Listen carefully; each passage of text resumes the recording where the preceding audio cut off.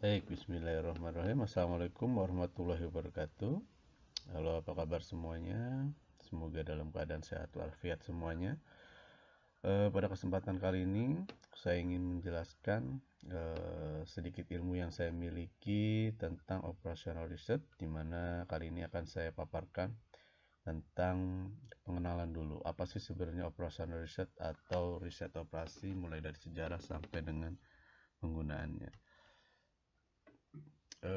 Sejarahnya itu pada Perang Dunia Kedua, pertama kali riset operasi itu digunakan pada tahun 1939 sampai dengan 1945, di mana pada saat itu pada perang itu gimana caranya mengalokasikan sumber daya terbatas untuk berbagai operasi militer ya. Jadi prajurit sama peralatan yang terbatas tapi bisa menang perangnya.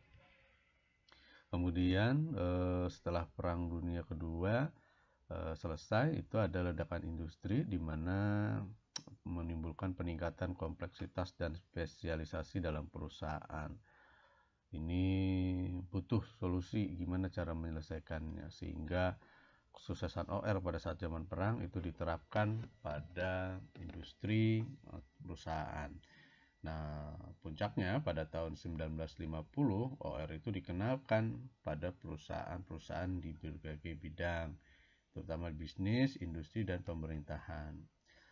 Nah, faktor-faktor yang mempengaruhi kenapa sih OR ini tumbuh dengan cepat, yang pertama adalah kemajuan dalam teknik riset operasi. Jadi sebelum tahun 1950 nih, cuma dalam waktu 5 tahun, dari 45 selesai perang sampai dengan diumumkan tahun 1950 dikenalkan, itu sudah banyak sekali dipakai dan sudah sangat baik, yaitu ada linear programming, dynamic programming, queuing theory, sama inventory theory. Kemudian ada perkembangan komputer ya, mempengaruhi juga, apalagi sekarang ya, luar biasa komputerisasi semua, era digital. Karena memang perhitungan-perhitungan itu kalau pakai komputer itu jauh lebih cepat dibandingkan manusia, bahkan jutaan kali. Ada ini definisi-definisinya ya, bisa dibaca menurut Morse Kimball, menurut Schumann, Ackoff sama Arnold, kemudian Miller dan Starr, menurut Operational Research Society of America. Intinya adalah bahwa riset ini metode ilmiah di mana digunakan untuk menghadapi masalah-masalah yang timbul, memecahkan masalah, kemudian mengambil keputusan secara ilmiah. Jadi gimana caranya sumber daya yang terbatas, baik manusia, mesin, material, peralatan, itu supaya menghasilkan hasil yang luar biasa optimal atau maksimal. Ini karakteristiknya ya. Riset operasi itu pertama pasti menggunakan metode ilmiah ya. Kedua itu karakteristiknya itu sudut pandang organisasi atau perusahaan yang lebih luas untuk memecahkan kepentingan secara keseluruhan organisasi. Kemudian ciri khasnya lagi menemukan solusi terbaik untuk masalah yang dihadapi. Ciri khas lagi, karakteristiknya lagi the approach ya. Jadi gabungan nih di riset operasi itu berbagai ahli ngumpul, ahli matematika, statistik, ekonomi, administrasi, bisnis, komputer, teknik, dan lain-lain ngumpul ngomongin gimana cara menyelesaikan masalah. Makanya ciri khasnya itu ya.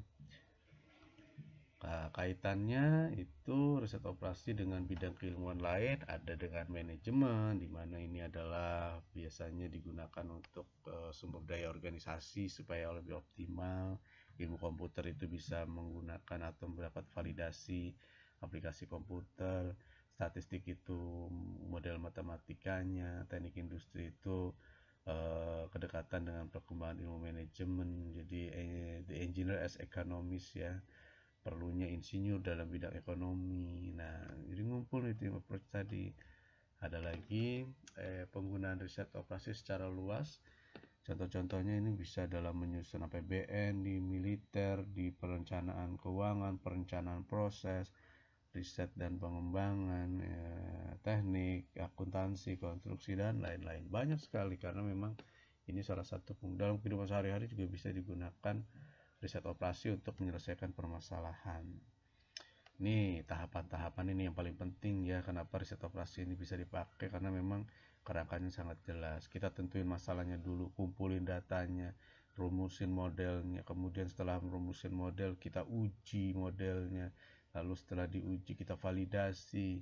Nah, barulah terakhir di penerapan atau implementasi. Jadi harus lewat 1, 2, 3, 4 tahapan, baru kita bisa menerapkan implementasi atau diimplementasi.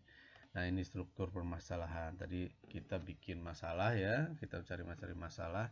Pertama kita investigasi dulu permasalahannya. Tadi pengumpulan informasi, data dan informasi. Setelah kumpul kita rumusin masalah secara eksplisit yang isinya tadi ahli-ahli orang banyak, tip approach tadi ya. Kemudian disapailah kesepakatan penyelesaian. Nanti kalau ada masalah lagi kita investigasi lagi, kalau belum optimal kita investigasi lagi. Kemudian ada model matematika. Ini sangat erat kaitan dengan riset operasi adalah model matematika. Model matematika ini gambaran ideal dari inti masalah yang diungkapkan dalam istilah simbol matematika dan lambang.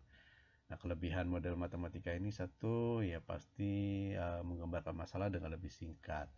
Membuat struktur masalah jadi lebih dapat dipahami. Membantu menjelaskan hubungan sebab akibat atau timbal balik. Nah, jenis-jenisnya ada yang deterministik, ada yang probabilistik. Nah, yang deterministik itu yang pasti permasalahannya. Kalau probabilistik itu yang tidak pasti permasalahannya. Lebih sulit yang probabilistik. Itu ada contoh-contohnya. Ada linear programming, model transportasi, model penugasan, diagram pohon keputusan untuk yang probabilistik. Lebih sulit yang probabilistik karena nggak pasti, jadi sulit sekali. Nah, kemudian ini contoh perumusan model matematika. Nanti belajar nanti bagaimana cara membuat apa itu variabel keputusan, apa membuat fungsi tujuan, mana yang batasan atau sumber daya yang terbatas, constraint-nya, konstantanya, kemudian koefisiennya. Ini akan lebih detail belajar tentang model matematika di operational research. Lalu nih, seperti yang tadi selalu saya sampaikan bahwa zaman sekarang ini ya gak perlu jago-jago ngitung amat sih, karena memang semua sudah ada software ya, termasuk di riset operasi juga. Kita bisa pakai software Excel, Lindo, Lingo, Ceplex, MPL. Ini bisa digunakan untuk menyelesaikan permasalahan-permasalahan yang ada di perusahaan, bisnis, kemudian industri atau di pemerintahan.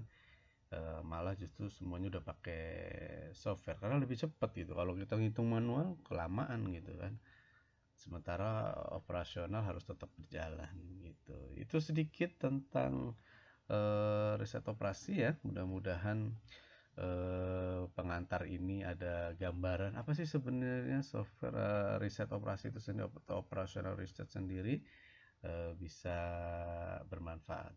Mungkin itu saja sedikit ilmu yang saya miliki. Mudah-mudahan apa yang saya bisa bagi ini bisa bermanfaat bagi kita semua. Amin, amin ya rabbal alamin. Sekian, mohon maaf apabila banyak kesalahan kekurangan. Saya akhiri, wassalamualaikum warahmatullahi wabarakatuh.